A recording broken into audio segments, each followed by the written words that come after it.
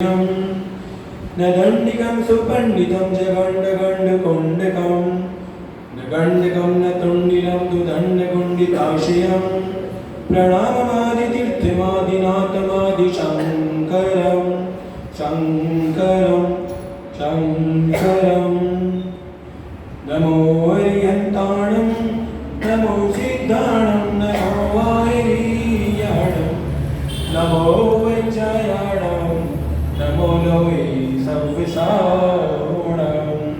बोलिए अनंतन परम सिद्ध परमेश्वर भगवंतों की, बोलिए गजानन महावीर स्वामी भगवान की, बोलिए गजानन आदिनाथ भगवान की, 24 तीर्थंकर भगवंतों की, आचार्य भगवान विराट सागर जी महामुनि राज की, आचार्य भगवान विशुद्ध सागर जी महामुनि राज की, 10 लक्षण महापर्व की, उत्तम संयम धर्म की, बादशाह जिनवाणी माता की,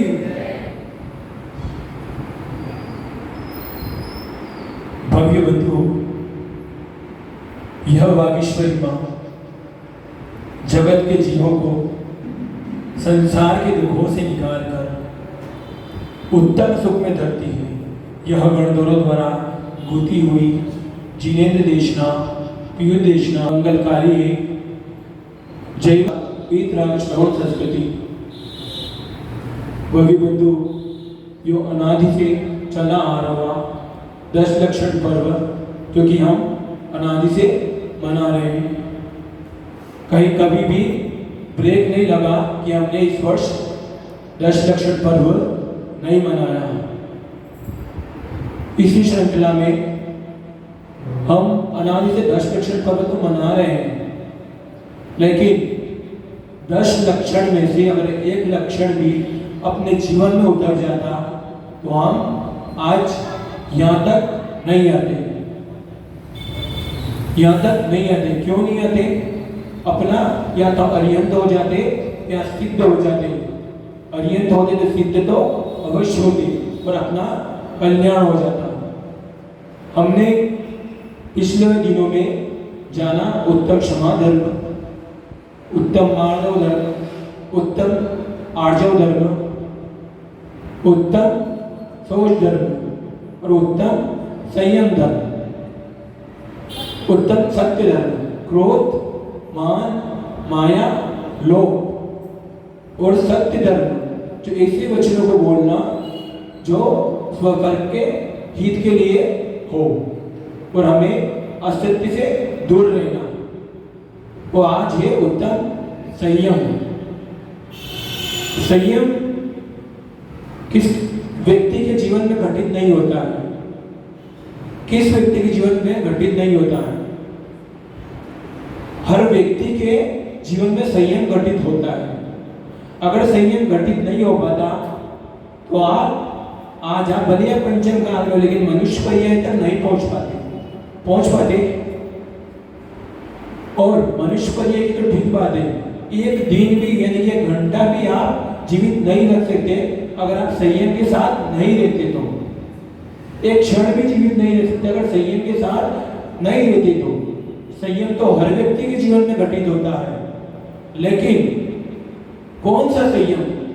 जो संसार में संयम 2 प्रकार के, जो आत्मा से परमात्मा बनाए वो तो संयम, संसार में रहने के लिए भी तो संयम होना जरूरी है ना, संयमित होना जरूरी है। अगर सुबह से उठे और आप संयम से नहीं रहे, अर्थात आपको उठना था सुबह में जल्दी, मुझे भगवान का अभिषेक पूजन करना है, शाम से ही अपने रात्रि में अपने अलार्म लगा लिया और अलार्म बजी और आप अलार्म बंद कर दी, तो क्या संयम पूरा हो गया? इतना सा संयम भी आप पूरा नहीं कर पाए। उसके अलावा अगर कोई उठ गया, मान लो कि कोई उठ गया और भगवान के जिनेन्द्र भगवान के अभिषेक पूजन करने के लिए आ गया, तो संयम घटित हो गया हमारे जीवन में। तो जिनेन्द्र भगवान के अभिषेक पूजन करने आए तो हमारा मोक्ष मार्ग का कारण है। व्यवहार नहीं से, निश्चय नहीं से, तो यहाँ पे आके जो भगवान जिनेन्द्र ने जो चीजें बताई है हमें आत्मसात कर ली और उनकी आज्ञा का पालन कर लिया तो मोक्ष का कारण है, अदरवाइज संसार में भव भ्रमण करने का ही कारण है। क्योंकि हमने कितनी बार भगवान के दर्शन कर लिए पिछले हर भवों में। तो सुबह में उठे हम लोग, आए मंदिर में अभिषेक पूजन किया, तो ये संयम था तभी तो उठ पाए, तभी तो नहा के जिनेंद्र भगवान की अभिषेक पूजन करने आए। उसी तरीके से अभिषेक पूजन करने के बाद हम लोग घर पे जाते हैं, थोड़ा स्वाध्याय करते, किस लिए? संयमित रहने के लिए। या फिर मंदिर में अगर गुरु हो या फिर कोई विद्वान हो, कोई भैया जी हो, तो स्वाध्याय करवाइया, फिर हम लोग घर पे जाके करें। इसे स्वाध्याय जो है घर में हम प्रतिमा रखना या नहीं रखना अलग विषय है, क्योंकि किसी के वहाँ अशुद्धि या शुद्धि रहती ही नहीं रहती, उनके परिवार पे डिपेंड करता है। लेकिन शास्त्र तो हम लोग रख सकते हैं स्वाध्याय करने के लिए, क्योंकि ऐसा है कि उचित स्थान पर रखो ताकि हम लोग अच्छे से स्वाध्याय कर सके और हमारा जीवन संयमित हो सके। जिनेंद्र देव की जो आज्ञा है उसके अनुसार चलोगे तो आप संयमित रह सकोगे। नहीं तो अब तक कितनी बार पंचम काल में चुके, अनंत बार पंचम काल में आ चुकी हूँ। उसके बाद हम लोग रेडी होते हैं भोजन बनाने के लिए। भोजन बनाने में माताओं, क्या आपको संयम का पालन नहीं करना होता है?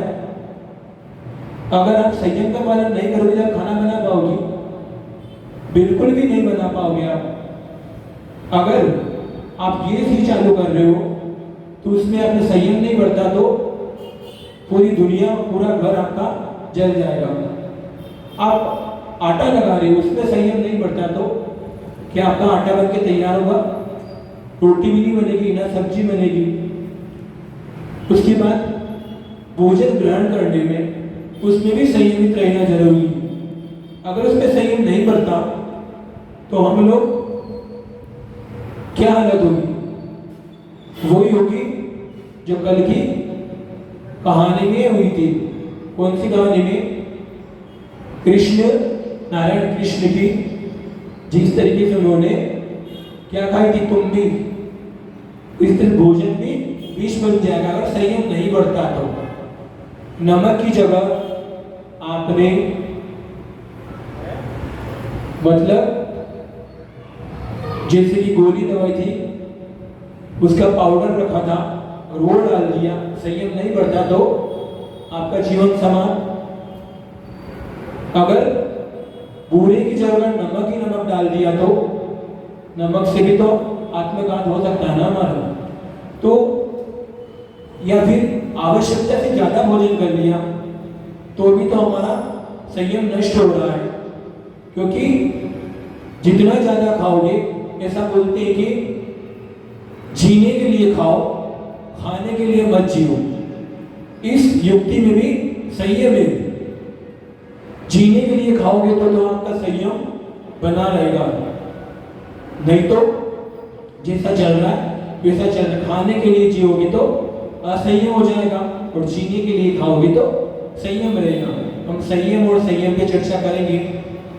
उसी तरीके से भोजन करने के बाद हम लोग पुरुष वर्ग जो है वो व्यापार जॉब करने जाते हैं, महिला वर्ग है वो भी कोई जॉब करती है, तो दिन भर के जो काम रहते हैं वो करते हैं। यानी कि मेरा कहने का अर्थ है कि सुबह से लेकर शाम तक की जो संसार की जो क्रिया होती है सभी में संयम जरूरी है। तो मोक्ष प्राप्त करने के लिए संयम की क्यों जरूरत नहीं है? क्योंकि ये जो जीवन जो चल रहा है हमारा, ये यहाँ तक भी आए हैं हम मनुष्य पर्याय तक भी तो संयम के कारण ही आए हैं। संसार में रहने के लिए संयम की जरूरत है। तो मोक्ष जो कि अंतिम अवस्था है इस जीवन का, इस मनुष्य भाव का या इस जीव का जो लक्ष्य है संयम प्राप्त करना। इस युग में जो पंचम काल का युग है इसमें हम लोग अनादि से यात्रा तो कर रहे हैं, लेकिन हम अज्ञानता के वशीभूत यात्रा कर रहे हैं। क्योंकि अगर ज्ञानी होते, ज्ञानी का अर्थ सिर्फ वो ज्ञानी जो पढ़ा लिखा हो वो ज्ञानी नहीं, जो आप भगवान आत्मा हो उसको भी ज्ञानी कहा है। क्यों? क्योंकि आप में आपके अंदर ज्ञान गुण है, आपके अंदर अनंत शक्ति भरी पड़ी है, लेकिन इसको प्रकट करने की जरूरत है। तो वो किसके द्वारा संयम होगी? यानी कि पूरे जीवन का जो एकमात्र कोई है जीवन को अनुशासित रखना है, तो उसका नाम है संयम। हम उसके पहले कुछ बेसिक्स पे चर्चा करेंगे। जीव जो रहता है दो प्रकार के रहते हैं। हमारे भैया लोग भी सुने और माताएं लोग भी सुने, जितना स्वाध्याय बिल्कुल जीरो हो या थोड़ा हो या ज्यादा हो, सभी सुने ताकि आपका बेसिक कंप्लीट होगा। जीव जो है दो प्रकार के रहते हैं, संसारी और एक मुक्त। सभी लोग ध्यान से सुनना। संसारी जो रहता है, जो हमारी तरह हम आपकी तरह रहता है, और मुक्त जो रहता है वो कौन रहता है? सिद्ध भगवान। उसी तरीके से जीव दो और रहते, भव्य और अभव्य। सभी से पूछा जाएगा प्रश्न मंच में, चाहे बड़े हो या छोटे हो, क्योंकि मेरा उद्देश्य ये है कि सभी को ज्ञान अर्जन करवाना और आपका जो लक्ष्य है वो आपको प्राप्त हो। भव्य और अभव्य। भव्य का मतलब जिसमें सम्यक दर्शन प्राप्त करने की योग्यता हो, अर्थात जिसमें मोक्ष जाने की योग्यता हो, उसको बोलते हैं भव्य जीव। और अभव्य जीव जिसमें सम्यक दर्शन प्राप्त करने की योग्यता न हो, उसको हम अभव्य बोलते हैं। जो निगोद में ही पड़ा रहता है, वो सम्यक दर्शन कभी प्राप्त नहीं कर पाता है, उसको हम अभव्य बोलते हैं। भव्य जो कि सम्यक दर्शन प्राप्त करने की योग्यता है, लेकिन वो पंचम काल तक आया है और इस भव भ्रमण की परिक्रमा लगा ही रहा है। वो किस वजह से लगा रहा है? संयम ग्रहण करने नहीं करने की वजह से। भव्य तो है, लेकिन वो संयम प्राप्त नहीं कर पा रहा है, क्योंकि कषाय उसकी आत्मा में इतनी बंधी हुई है, वो कषाय को समाप्त नहीं कर पा रहा है। कषाय को अगर समाप्त कर लेता तो आज उसको यहाँ तक नहीं आना पड़ता। आचार्य श्री बोलते हैं, आचार्य विश्व सागर जी, व्यवस्थित रहते हो तो अपनी व्यवस्था खुद ब खुद बन जाती है। व्यवस्थित रहो, अपनी व्यवस्था स्वतः ही बन जाएगी। अगर हम जीवन में संयमित रहेंगे तो हमारी व्यवस्था तो स्वतः ही बन जाएगी। आपको पता है इस तीनों काल में जो विश्व है उसमें सभी की जो संख्या है फिक्स है। मनुष्यों की भी फिक्स है, तिर्यंज की भी फिक्स है, और एक इंद्री, दो इंद्री, तीन इंद्री, चार इंद्री, पंचेंद्री, संख्य पंचेंद्री, असंख्य, सभी की संख्या फिक्स है। लेकिन आप ये प्रश्न कर दोगे आप कि अगर फिक्स है, जैसे चीटियों की फिक्स है, तो फिर वो चीटी तो मनुष्य बन ही नहीं पाएगी, क्योंकि वो तो चीटी पर्याय में रहेगी। चीटी पर्याय में आपका प्रश्न ये हो जाएगा। लेकिन नहीं, उसकी जो कर्म है, जितनी आयु है, जिस पर्याय में जितनी आयु पूरी करनी है, वो पूरी करके उसके बाद उसने जैसे कर्म किए हैं पिछले भाव में, उसके अनुसार उसे पर्याय प्राप्त होती है।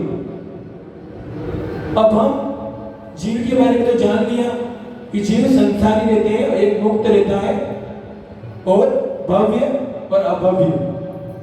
और संसार में 5 स्थावर और एक त्रस। सभी ध्यान से सुनना। स्थावर में, जो कि एक इंद्री में, जल का ही, अग्नि का ही, वायु का ही, वनस्पति का ही और पृथ्वी का ही। उसके बाद ये हो गए 5 स्थावर। क्या हो गए? जल, वायु, अग्नि, वनस्पति का ही, पृथ्वी के क्या हो गए? 5 स्थावर और एक त्रस। त्रस में कौन आएगा? 2 इंद्री, 3 इंद्री, 4 इंद्री, 5 इंद्री में भी संगी पंचेंद्री और असंगी पंचेंद्री।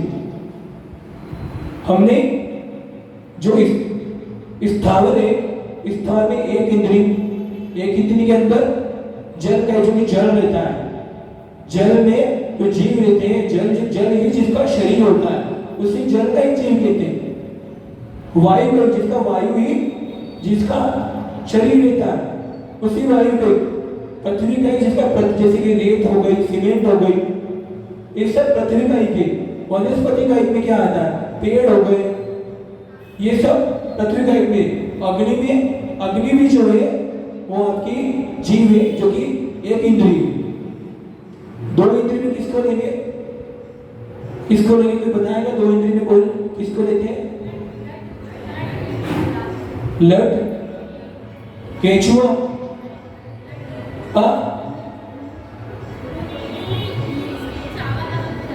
हाँ, जो शरीर के बल चलते हो। और तीन इंद्रिय में किसको लेंगे? उड़ने वाले नहीं, किसको लेंगे? लेटने वाले। और चार इंद्रिय में जो पक्षी नहीं रहते, जो उड़ती है, जैसे कि मच्छर हो गए और तितली हो गई, वो चार इंद्रिय। और पांच इंद्रिय में सर्प हो गया, गाय हो गई, भैंस हो गई, मनुष्य हो गए, इसको लिए।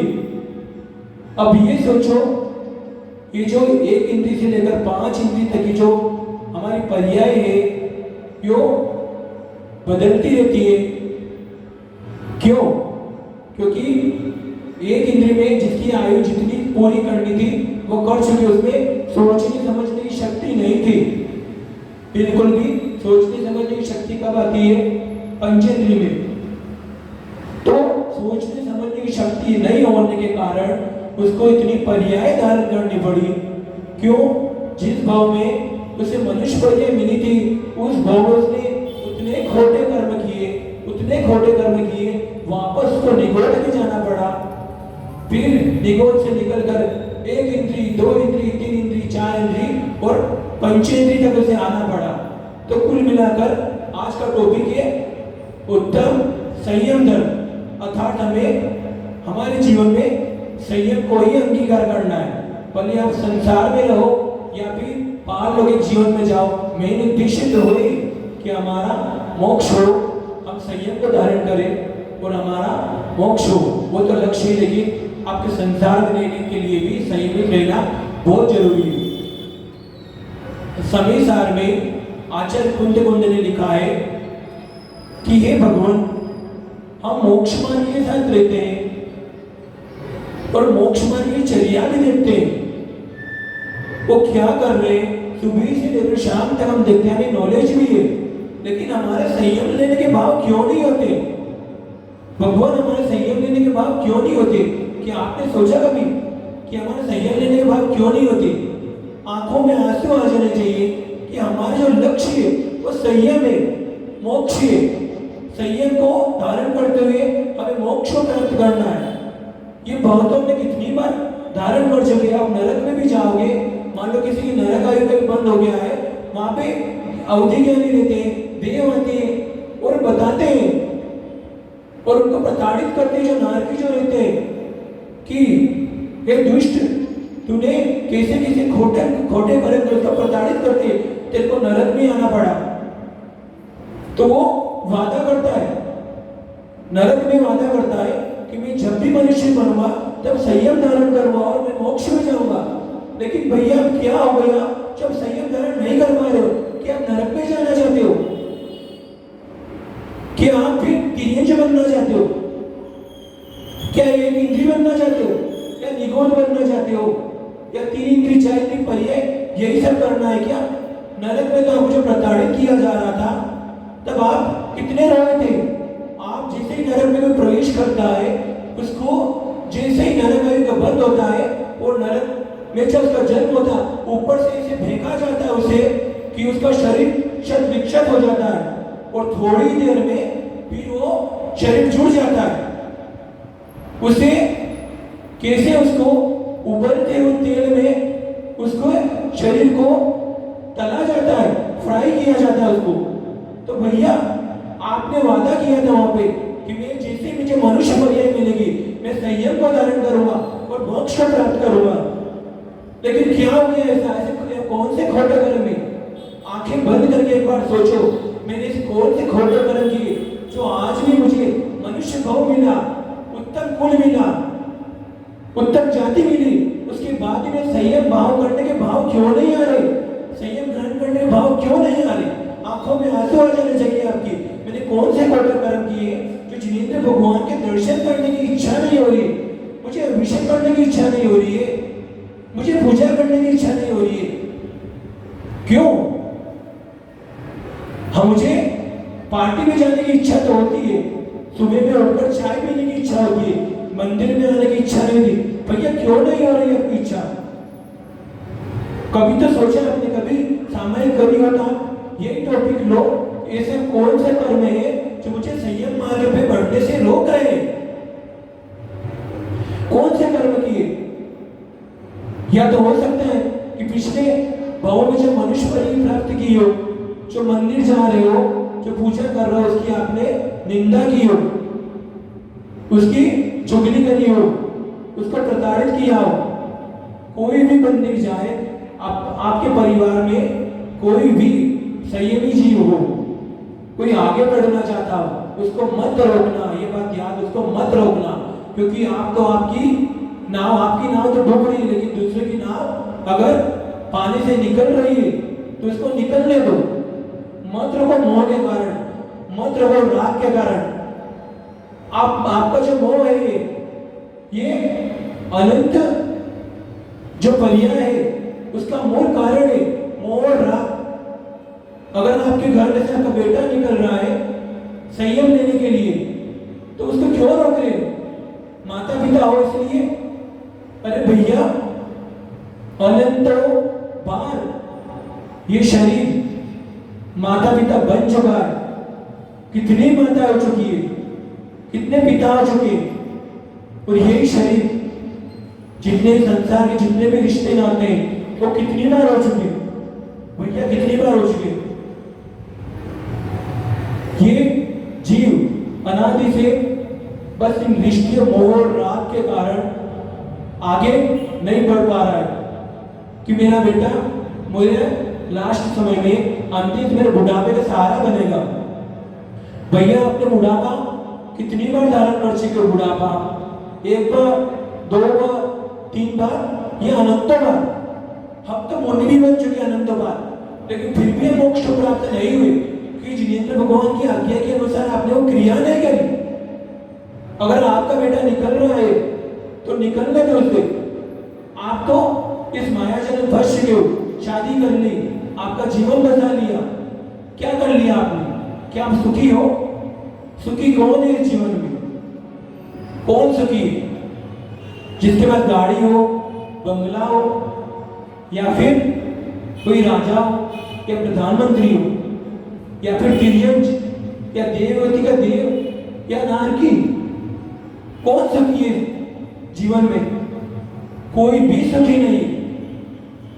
तो आपके बेटे को अगर संयम लेना है, धारण करना चाहता है, तो उसको यही समझाओ, बेटा मैंने तो अनंत पर्याय गवा दी है और न जाने कितने भाव धारण करने शेष बचे, लेकिन तेरे संयम भाव धारण करने के और भाव आ रहे, तू निकल, मेरी नहीं है तो डूब गई है।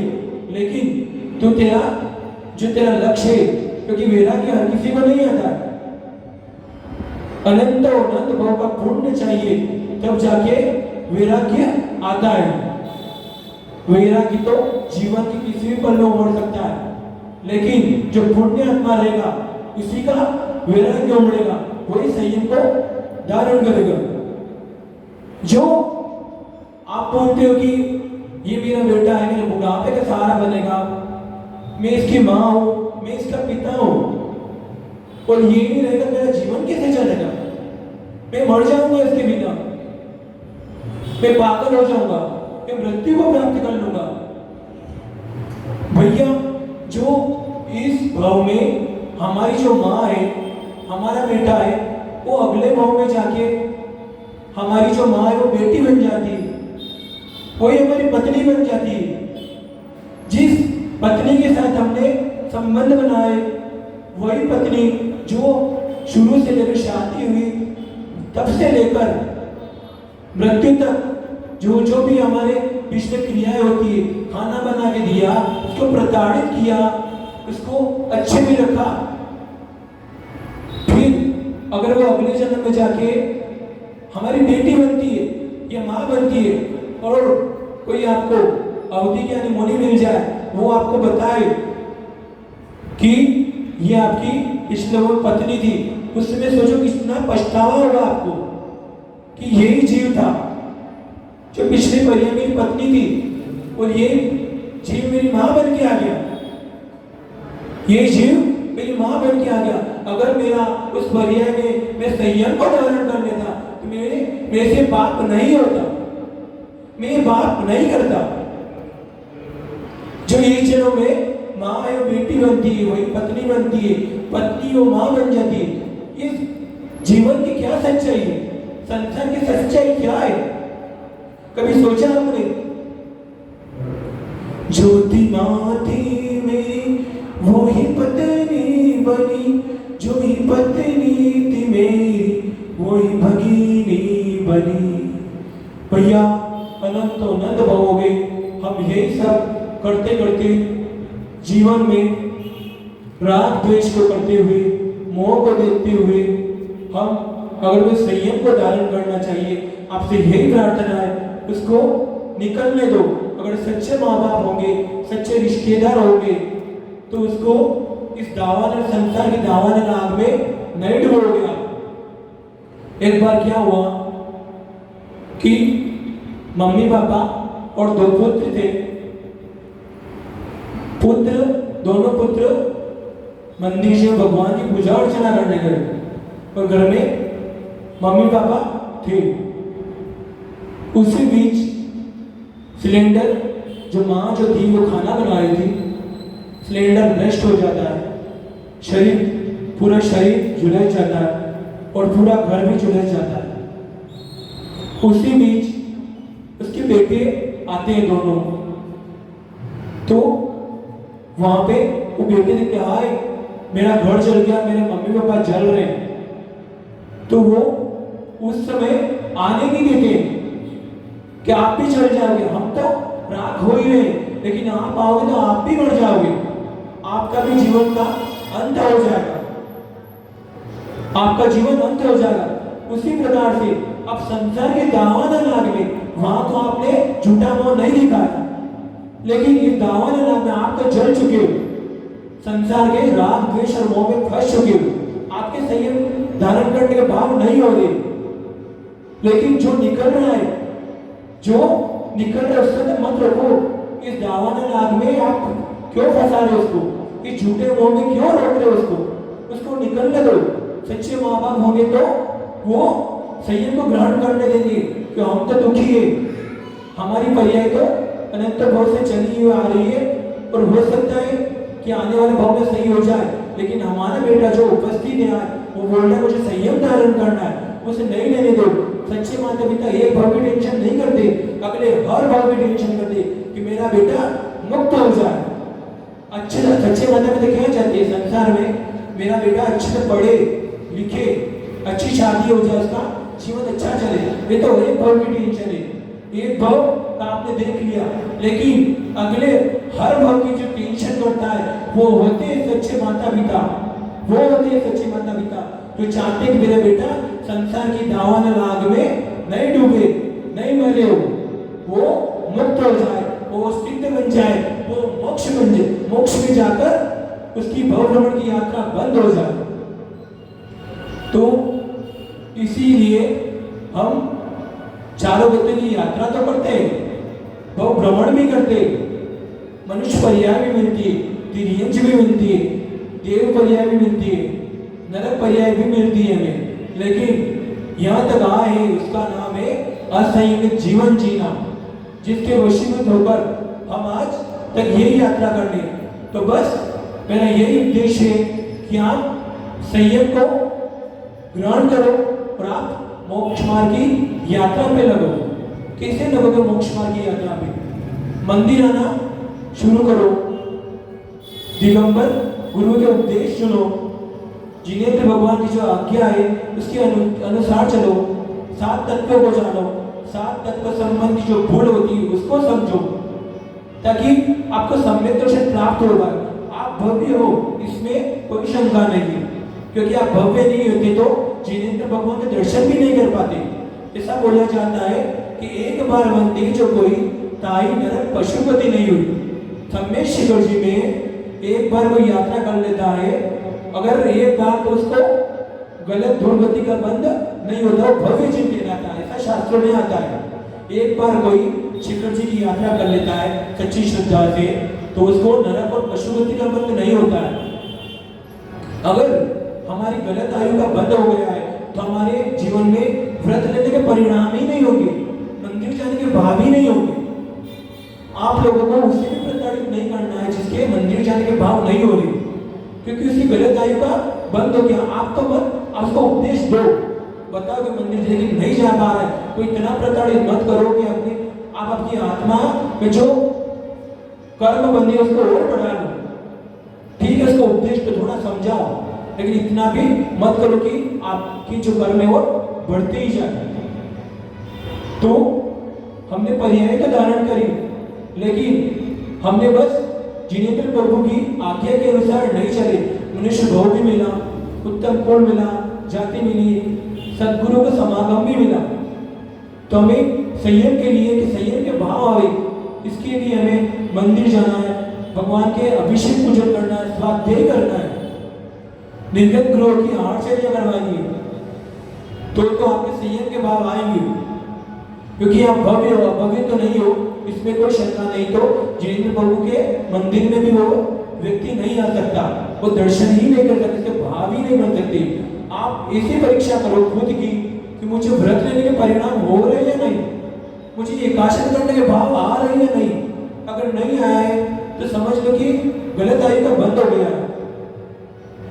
तो हमें संयम को धारण करने के लिए जिनेंद्र प्रभु की आज्ञा को मानना है, 7 तत्वों का चिंतन करना है, 12 भावनाओं का चिंतन करना है, ताकि हमारा संयम के भाव आए।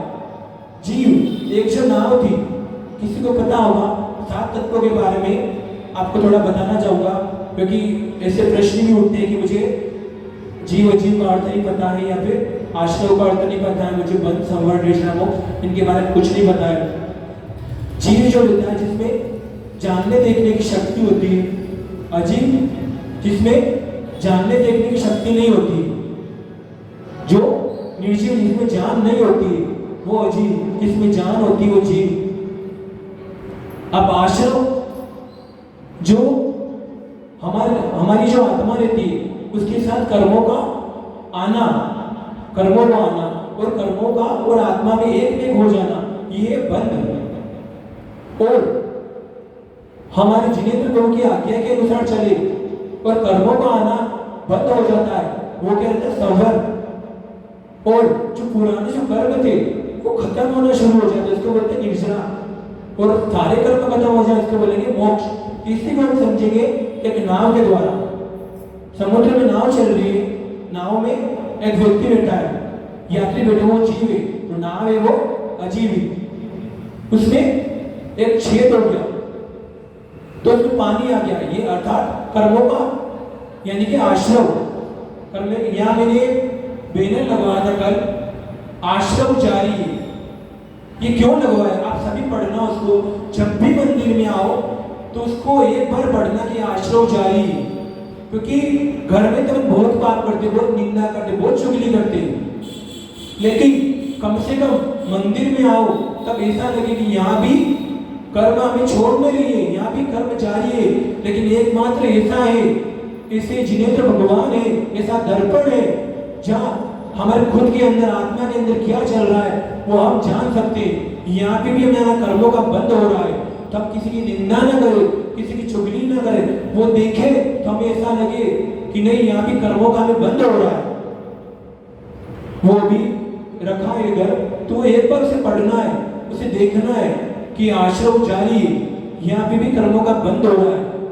आप घर में पाप करोगे वो तो यहाँ पे आके धुल जाएंगे, गुरु से प्रायश्चित लोगे तब वो मिट जाएंगे, लेकिन यहाँ के पाप करोगे वो वज्र लेप की तरह कभी भी निगत निकाचित कर्म के रूप में आपके आत्मा में फिक्स हो जाएंगे, जो कभी भी खत्म नहीं होंगे। तो मंदिर में आते समय संयमित रहना है, संयम के साथ दर्शन करने, यही ध्यान में रखना है कि यहाँ भी कर्मों का आश्रय हो रहा है। सभी से यही प्रार्थना है कि यही रिक्वेस्ट है कि उस बैनर को एक बार पढ़ना है ताकि आपको कर्मों का आश्रम ना हो। उसी प्रकार बंद बंद कैसे हुआ? जो पानी था वो आके रुक गया, वो बंद हो गया, और उसके बाद जीव अजीव आश्रम संवर अर्थात कर्मों मतलब बंद है आया। उसके बाद पानी जो इकट्ठा हुआ वो बंद, और संवर यानी कि पानी आना ही बंद हो गया, छेद को बंद कर दिया था, ये हो गया संवर। और उसके बाद पानी को उलीच दिया, पानी को खत्म कर दिया, हो गया निर्जरा, और पानी का बिल्कुल समाप्त हो जाना, ना ऊपर की तरफ आ गई, ये हो गया मोक्ष। इस तरीके से हम लोग सात तत्व के बारे में जाना। सात तत्व संबंधी जो भूल रहती है उसी के कारण हम संसार में यात्रा कर रहे हैं। आइए हम समझते हैं उत्तम संयम धर्म की वो पंक्तियां जो पंडित ध्यानंद राय जी ने 10 लक्षण पर्व की पूजा में लिखी।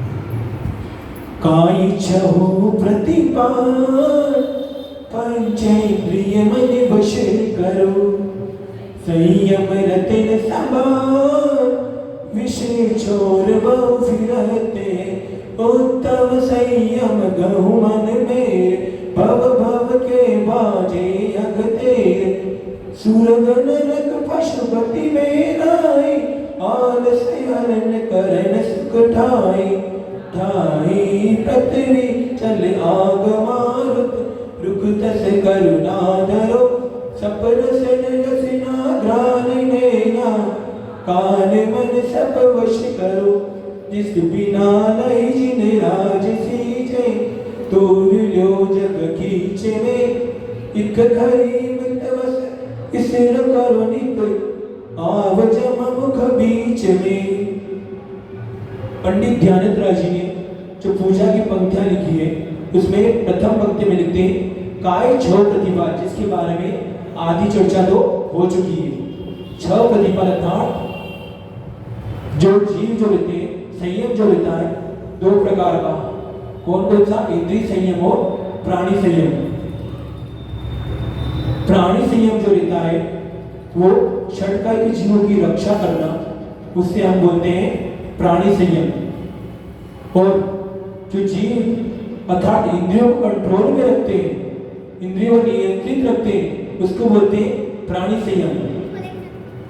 काय छह प्रतिपाल अर्थात 5 स्थावर और 1 तरस, और पंचेंद्री यानी कि 6 काय के जीवों की रक्षा करनी और पंचेंद्री को वश में करता है। और जो इंद्रियां है चक्षु इंद्री, रसना इंद्री, घ्राण इंद्री, स्पर्शन इंद्री, कर्ण इंद्री, इनको वश में करना है। संयम रतन संभाल विषय छोर बहु फिरते, किसी को वैराग्य आ रहा है, संयम लेने के भाव आ रहे हैं, संयम ले चुका है, उस संयम रूपी रत्न को हमें संभाल के रखना है। अगर संयम नहीं ले पाए तो विषय कषाय जो है वो इतने फिर रहे हैं कि आपको संसार में डूबने में देर नहीं करेंगे।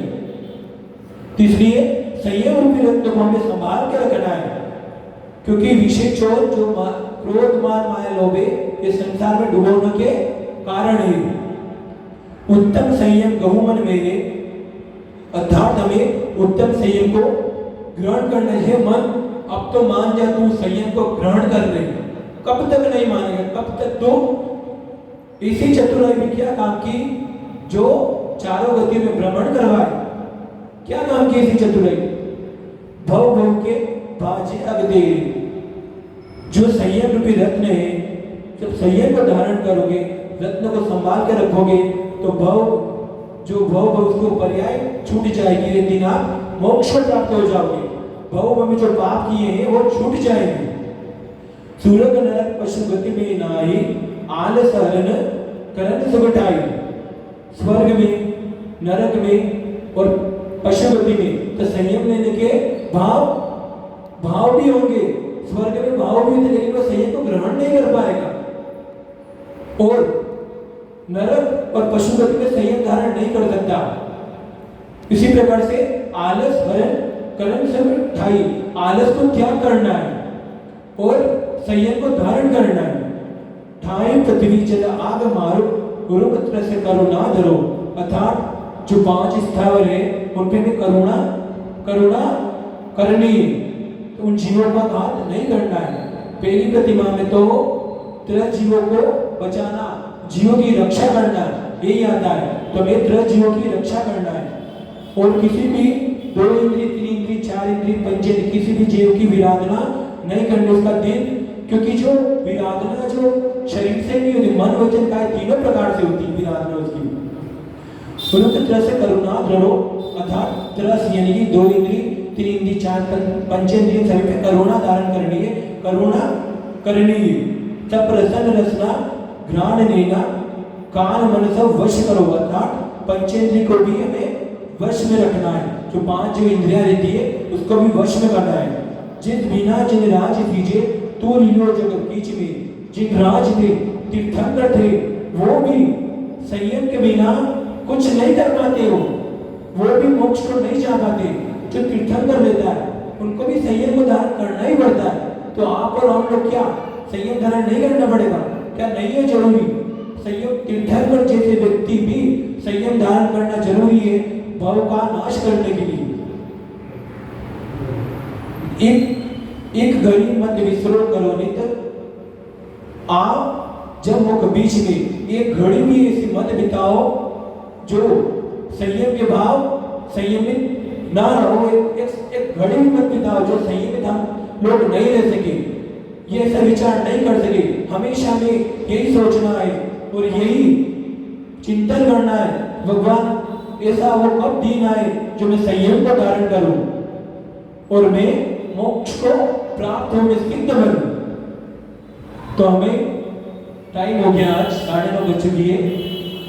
जीवन में यही सोचना है, चतुराई नहीं करनी है, चारों गतियों को भ्रमण नहीं करना है कि ऐसे कौन से कर्म है जो हमें भव में डुबो रहे हैं और आज यहाँ तक लाए हैं, और ऐसे कौन से कर्म करें ताकि हम पंचम गति को प्राप्त कर सकें। इसी भावना के साथ आचार्य भगवान विशुद्ध सागर जी महामुनिराज की 10 लक्षण महापर्व की उत्तम संयम धर्म की।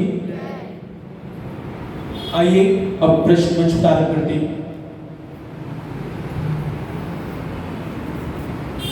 5 स्थावर के नाम बताओ,